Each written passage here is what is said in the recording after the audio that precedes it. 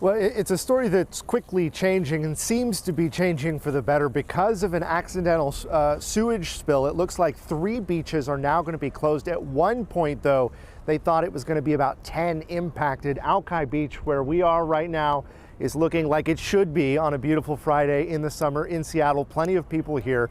The beaches that are impacted, we have a complete list up on king5.com, and I want to see if I can pull up this new information we're just getting in right now. King County revised the list of beach closures to include Discovery Park, North and South Beach. They've closed it because overnight at one of the water treatment facilities, a pump failed and a backup pump failed when power went out briefly overnight. They say for about 27 minutes, 3 million gallons of untreated water poured into the Sound.